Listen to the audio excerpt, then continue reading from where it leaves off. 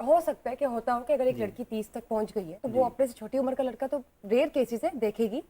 वैसे तो आप अपनी मेंटेलिटी और मेंटल कैलिबर के हिसाब से फिर 30 या 35 या 40 ऑनवर्ड्स हमारे यहाँ एज छुपाई भी जाती है, हमारे यहाँ एज छुपाई भी जाती है, ठीक है। तो ये भी जैसे हम बात करें कि जालसाजी नहीं होनी चाहिए, जैसे हमें अपने एसेट्स के बारे में, अपनी माली पोजीशन के बारे में गलत बयानी से काम लेना चाहिए, ऐसे ही अपनी जो हमारी बहनें बेटी हैं उनकी एज के बारे में भी गलत बयानी नहीं होनी चाहिए। बिल्कुल सही, बिल्कुल सही। हमारा आपसे जानना चाहूंगी, जैसे पुरुषा ने भी आपको मुखातिब किया है कि देखें जिस तरह से मिसेस खान का कहना है कि लड़की 30 से, यानी कि अगर वो डॉक्टर बन रही है तो शादी का ख्याल तो अपने दिल से निकाल दे, क्योंकि तो उसका तो MBBS ही तभी कंप्लीट होता है। तो आप क्या कहती हैं इस बारे में? मैं ये कहती हूँ कि मेरी शादी तो बहुत अर्ली एज में हो गई थी, मतलब मेरी शादी 15 इयर्स में हो गई थी। मेरी शादी को माशाल्लाह 23 इयर्स हो गए हैं माशाल्लाह। और मेरे हस्बैंड ने ही मेरा एडमिशन कराया था। फर्स्ट ईयर में मेरा मैट्रिक का रिजल्ट आया था, ठीक है। और मुझे लेकिन और मतलब आप रेयर केस है, 15 साल की उम्र में एक्सेप्शनल केसेस है। मेरे मैट्रिक का रिजल्ट बाद में आया था और मेरे हस्बैंड ने मेरा खुद एडमिशन करवाया। फर्स्ट ईयर में मैंने ग्रेजुएशन किया। देखो शहरों की बात करें, लेकिन जब आप जाए ना, you move towards the remote area, it's a very common practice. I know कि वो तो 12-13 ऐसे ही होती है। बस हस्बैंड आपका जो है वो मैच्योर होना चाहिए, लड़का मैच्योर होना चाहिए, हस्बैंड मैच्योर होना चाहिए। आपके हस्बैंड से आपका कितना एज गैप है? 14 इयर्स, 14 साल। तो जब आप 15 की थी तो आपके हस्बैंड थे 29-30। उनकी एज बिल्कुल परफेक्ट थी शादी के लिए, लेकिन आपकी एज परफेक्ट नहीं थी शादी के लिए, क्योंकि तमाम औरतों के लिए एग्जांपल नहीं बन सकती, क्योंकि you were actually under as. Yes. हाँ, लेकिन वो मतलब मुझे ये लगता है, पहले मुझे लगता था कि मेरी शादी जल्दी क्यों हो गई, लेकिन अब मुझे लगता है जब मैं अपनी सिस्टर्स वगैरह को देखती हूँ, सबको देखती हूँ, तो मैं बहुत अच्छा फील करती हूँ कि बहुत अच्छा हुआ, मेरी शादी बहुत अर्ली एज में हो गई है। माशाल्लाह मेरे बच्चे भी बड़े हो गए हैं। माशाल्लाह मेरा बड़ा बेटा जो है वो यूनिवर्सिटी गोइंग है, IT इंजीनियरिंग कर रहा है, और मेरा जो छोटा बेटा है वो ग्रेड 6 में है। और मैं कहती हूँ मैं बहुत लकी हूँ माशाल्लाह कि मेरे हस्बैंड भी बहुत अच्छे हैं, अल्लाह मियां उनकी लंबी उम्र ये शादी के बाद ही पढ़ती रही है। ऐसे ही हमने अभी बिल्कुल उन्होंने बच्चों की तरह ट्रीट एक मैरिज कपल जो है, दोनों मियां बीवी जो है उसमें बहुत खूबसूरत बात है, बहुत खूबसूरत बात है। अच्छा, इसी के साथ हमारे साथ अली जंजानी साहब भी मौजूद है। सबसे पहले तो मैं ये कहना चाहूंगी कि जितने भी लोग इस वक्त हमें देख रहे हैं, अगर आप कहीं पे रिश्ता करना चाहते हैं, इस किस्म की कोई भी आपके दिमाग में सवाल है, तो आप जंजानी साहब से ऑनलाइन कॉल करके हमें उनसे आप राब्ता कर सकते हैं। जंजानी साहब, आपसे सबसे पहले तो मैं ये पूछना चाहूंगी, आपका रिश्ता किसने करवाया था? Tough question to the astrologer. बहुत शुक्रिया आप सबका। मेरा रिश्ता जो है वो मेरी वालदा ने करवाया था। अच्छा। और वालिद साहब ने करवाया था, और फैमिली में ही हुआ था। कजन के साथ शादी हुई और घर में ही थे, अरेंज थी बचपन या में लव जानते मैरिज थी थे एक आपकी? दूसरे को। और बल्कि अब एक अरेंज मैरिज थी, और अरेंज मैरिज थी, लेकिन तो सितारे देख लिए थे आपने लड़की के पहले?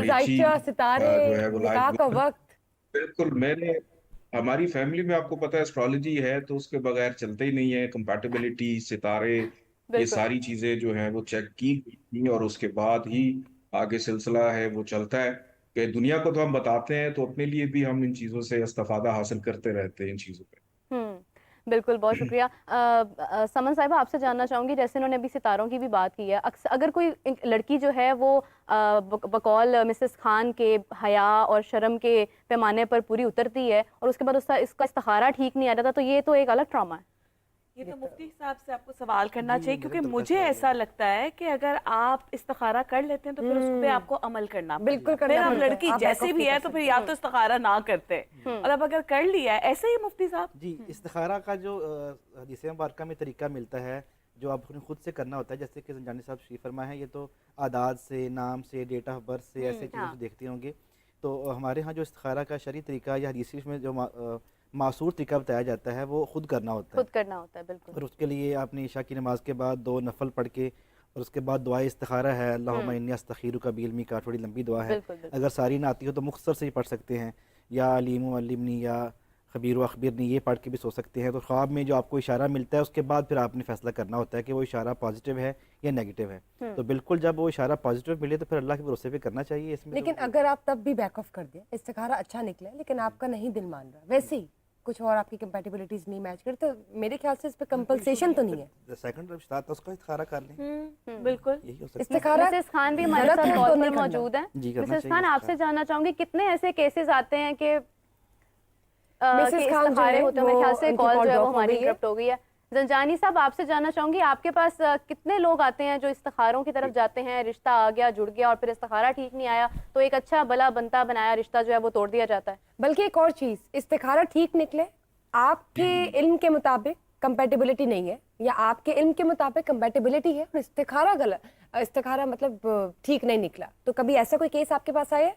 अच्छा, ऐसा है कि यहाँ पे ये देखना बड़ा इम्पोर्टेंट होता है कि अगर आप अपने जीवन साथी का इंतखाब कर रहे हैं, सबसे इम्पोर्टेंट चीज़ ये होती है, हमारा जो असल काम होता है, हमने ये नहीं देखना होता है एस्ट्रोलॉजी के अंदर कि दोनों एक दूसरे के लिए शादी के लिए कैसे हैं। हमने ये असल में देखना होता है कि बाद की जिंदगी इनकी कैसे गुजरेगी, कि एक दूसरे को ये किस तरह से इंस्पायर करेंगे, कि अपने आप को किस तरह से खुश रख सकते हैं, दोनों का ट्रस्ट लेवल क्या होगा, दोनों की ओपन कम्युनिकेशन क्या होगी, गुस्सा ना हो, प्राइड ना हो, कि ये फिक्र ना हो कि वो कितना कमाता है या वो कितनी कमाती है, या एक दूसरे के लिए दरगुजर कॉम्प्रोमाइजिंग सिचुएशन क्या है। और सबसे इंपॉर्टेंट चीज हम देखते हैं कि आपस में इनकी मोहब्बत कितनी है, प्यार कितना होगा।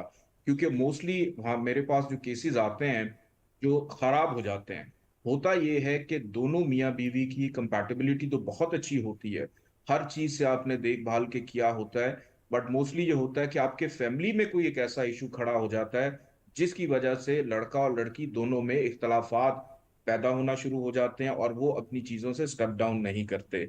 इसके लिए एस्ट्रोलॉजी सबसे बेहतरीन टूल है कि जो हमें गाइड करती है कि अगर आप अपनी शादी को अंजाम देने जा रहे हैं तो आप किसी ऐसे वक्त का, नेक वक्त का इंतखाब कर लें जिसके अंदर जो छोटे मोटे इश्यूज हैं हम उनको बैलेंस कर सकते हैं। मोस्टली केसेस में होता है कि एक लड़का बहुत अच्छा काम कर रहा था, लेकिन शादी हुई, अचानक उसका बिजनेस खत्म, उसका कारोबार खत्म, बेचारी लड़की पे एलिगेशन लग जाता है कि तुम्हारी वजह से ये सब कुछ हो गया। अब वो लड़का कहीं ना कहीं अपनी किसी खराबी से गुजर रहा होता है और इल्जाम जो है वो लड़की पे लग जाता है, या सेम केस जो है वो एक खातून के साथ होता है कि वो कहीं पे जॉब कर रही है, शादी होती है, उसकी जॉब खत्म हो जाती है, तो इल्जामात शुरू हो जाते हैं, आर्गुमेंट शुरू हो जाते हैं। तो हमारा ये काम होता है कि हमने इन चीजों को बैलेंस करना है कि बाद में किसी भी हवाले से कोई प्रॉब्लम जो है वो ना आए। बहुत सी कंपैटिबिलिटी 0% मेरे पास आती हैं, लेकिन अगर अच्छे टाइम पे उनका निकाह हो जाए तो सारी जिंदगी वो बहुत अच्छे तरीके से गुजारा करते हैं। और फिर एक नसीब जब आपके साथ आके अटैच होता है कि आप जब तक अपने वालिदैन के जेर कफालत थे, आपको जिंदगी में जब तक आप पैरों पे खड़े नहीं हुए, जो आपका नसीब था वो आपके वालिदैन के थ्रू आपको मिलता है। इसी तरह शादी के बाद जब एक नसीब अटैच होता है तो जो लड़का और लड़की के नसीब में होगा वो दोनों चीजें आपस में शेयर होती हैं, दोनों को मिलती हैं। गमी है, खुशी है, पैसा है, दौलत है, औलाद की खुशी है, घर है, गाड़ी है, तो वो दोनों का जब नसीब आपस में मिलता है तो चीजें बेहतर भी होती हैं और चीजें खराब भी होती हैं। जो आजकल हमारा ट्रेंड चल रहा है कि हम शादी से पहले बहुत कुछ देखते हैं, 90% केसेस में मैंने ये देखा है कि बहुत देखभाल के किया, लव मैरिज थी, पसंद की शादी थी, कॉलेज में पढ़ते थे, बचपन से जानते थे, लेकिन बाद में हुआ क्या कि खाला की बेटी थी, अब बहनें भी नहीं मिल रही आपस में, इख्तलाफात होना शुरू हो जाते हैं, कि मिसमैच हो जाता है। तो जहां पे इतने अखराजात आप लोग करते हैं तो मेरा ख्याल है कि किसी भी अच्छे एस्ट्रोलॉजर को भी कंसल्ट कर लेना चाहिए कि क्या शादी के बाद हम एक दूसरे के लिए भी बेहतर हैं या नहीं हैं। कई दफा ऐसा होता है कि दूसरे की खराबी ना हो, आपकी अपनी खराबी की वजह से दूसरा शख्स खराब हो जाता है। तो ये चीजें भी देखना बड़ी इंपॉर्टेंट होती है। जो एस्ट्रोलॉजी के अंदर एक प्लैनेट है मून, उसको हम देखते हैं जो सिग्निफिकेटर है फीलिंग्स का, इमोशंस का, जज्बात का, कि जब हम किसी का भी मैच करते हैं तो सबसे पहले मून की पोजीशन देखते हैं कि मून अच्छी पोजीशन पे होगा तो वो दूसरे के एहसास को समझने के काबिल होगा। अगर मून खराब होगा तो फिर आप दूसरों की फीलिंग नहीं समझेंगे और अपनी जो भी आपकी फीलिंग होगी, अच्छी या बुरी, आप वो दूसरों को कन्वे करना शुरू कर देंगे। तो इसी तरह एस्ट्रोलॉजी जो है बेहतरीन टूल है, इस्तिखारा भी बेहतरीन टूल है, मैच मेकिंग एस्ट्रोलॉजी के थ्रू भी अगर आप करें तो उससे भी आपको बेहतरीन नताइज मिलते हैं कि हम 90% केसेस को बेहतर करने में कामयाब हो चुके हैं इसके अंदर। बहुत बहुत शुक्रिया आपका। मीरा, एक बात बताएं, आप भी जायचा निकलवाएंगे जब आपकी शादी होने वाली होगी? जंजानी साहब की बातों से तो मैं मोटिवेट जरूर हो रही हूँ, लेकिन मैं एक बात सोच रही हूँ मुफ्ती साहब कि आप देखें कि जैसे कहा जाता है कि जो रिस्क है वो औरत के नसीब का है, औलाद जो है वो मर्द के नसीब की है।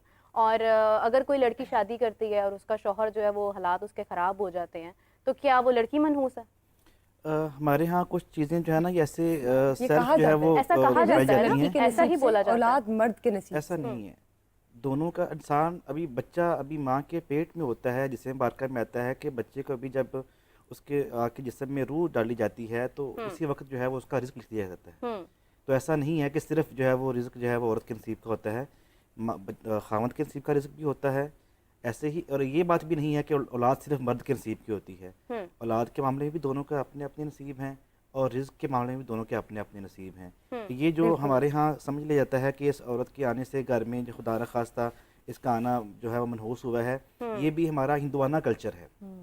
इस्लाम ऐसी जो है वो बात जो है वो उसकी हौसला अफजाई नहीं करता। कई मैंने देखा है कि कई ऐसी डिवोर्सेज हुई हैं इस बात पर कि लड़की आई है तो हालात ही ख़राब होते जा रहे हैं और लड़की के लिए नफरत पैदा हो जाती है। जी, तो ये कुछ साख्ता हमारी बातें और हमारे कंसेप्शन हैं जो हमने हमारे हमसाया मुल्क से हिंदुआना कल्चर से लिए हुए हैं। ये आप बिल्कुल ठीक कह रहे हैं मुफ्ती साहब, ये कुछ ऐसी बातें हैं जो कि हमने अडॉप्ट की हैं और हमारी जो इस्लामिक वैल्यूज इसका हिस्सा बिल्कुल भी नहीं है। इसी के साथ अभी कॉलर ऐड करते हैं। अस्सलाम वालेकुम।